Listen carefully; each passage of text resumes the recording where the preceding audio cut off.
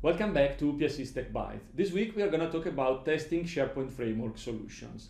In fact, whenever we talk about client-side development, there are a bunch of frameworks available out there to do proper testing of the client-side code. Just to mention some of them, we have Jest, we have Enzyme, we have Puppeteer, and many others. And from a SharePoint Framework perspective, what we need to test is first of all the TypeScript code that we write, as well as any React component that we could have for the rendering of the UI of our solutions based on SharePoint Framework, as well as the styling that we get from the CSS styles that we use. So, from a SharePoint Framework perspective, we can use, for example, Jest and Enzyme to do proper testing. And in order to do that, first of all, we have to install quite a bunch of NPM packages as developer references, developer dependencies in our solution. And we need to be careful about the version of those packages, because right now in SharePoint Framework 1.6, we have support for React 15, and so we have to select the version of the packages accordingly. Moreover, we need to configure the testing environment in the package.json file of our solution. So, for example, we need to configure Jest and its default configuration. We need to define Jest as the default testing platform in our solution, as well as if we want to have a unit testing report at the end of your tests, you need to configure Jest JUnit settings still in the package.json file.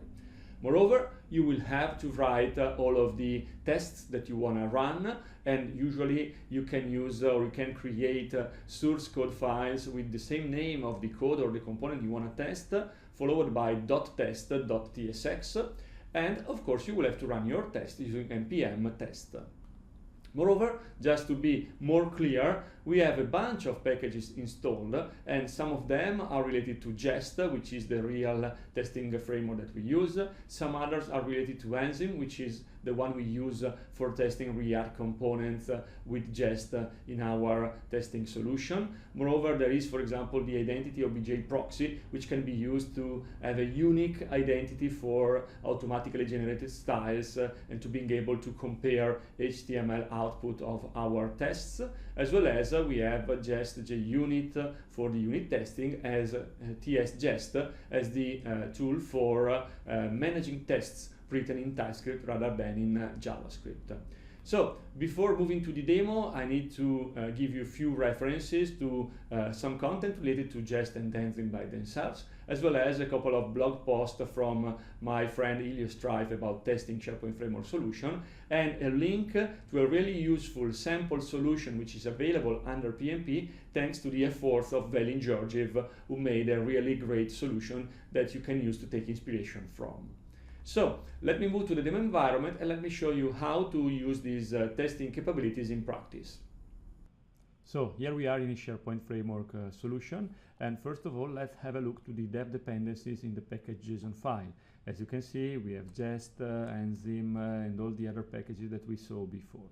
Moreover, we have a Jest section in which we define that we want to use TS Jest for processing .ts and .tsx files, as well as this is the regular expression that matches where we expect to have the test.ts or .tsx files in our solution, which is under the __tests __. So, for example, in my source folder in the web part, I have a sample web part, and in the components, I have this folder in which I have a couple of tests defined. We want to process tests for these file extensions. We will use the identity obj proxy for the CSS and the CSS styles. We want to collect coverage information so that we will use Jest JUnit to create reports. Those are the kind of report that we want to use, and this is the coverage directory in which we will store the information, as well as the result processor will be Jest JUnit, which is the one we installed through the npm. And moreover, we have some thresholds for the code coverage that we can configure to better tune the output of the result report. Moreover, and lastly, we have the Jest JUnit configuration and the output folder and file for its processed reports.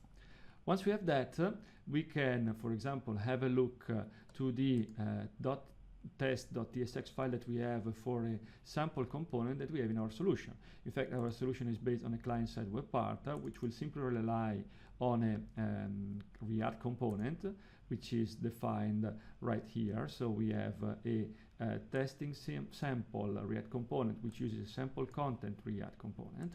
And the sample content React component is a component with a component.mount method, with a render method, which simply renders an output with a primary button that we can click. And whenever we click the button, we simply increment the counter property of the state of the current React component.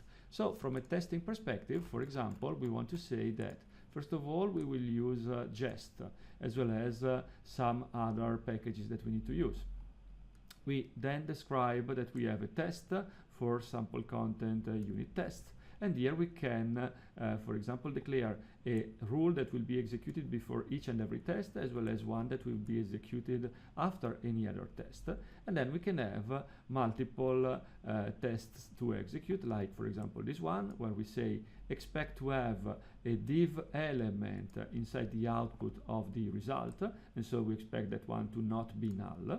Or we search for a specific div with a specific CSS class, and again we search for that one and we expect to find it.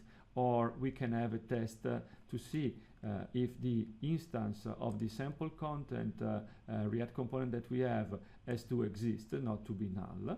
Or we can even get the state of that component and see if the counter by default is equal to 0. Or when we simulate the click of the button, which will increment the counter, we expect the counter to become 1 in our state.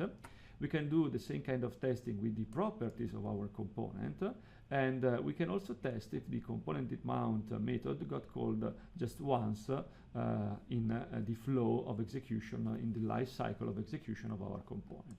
And this React component is nothing more than something that we create on the fly with the React wrapper, which is provided to simulate our React component with the same properties, with the same state, and we create that one in the before each, so before executing each and every test in our solution, in our tests.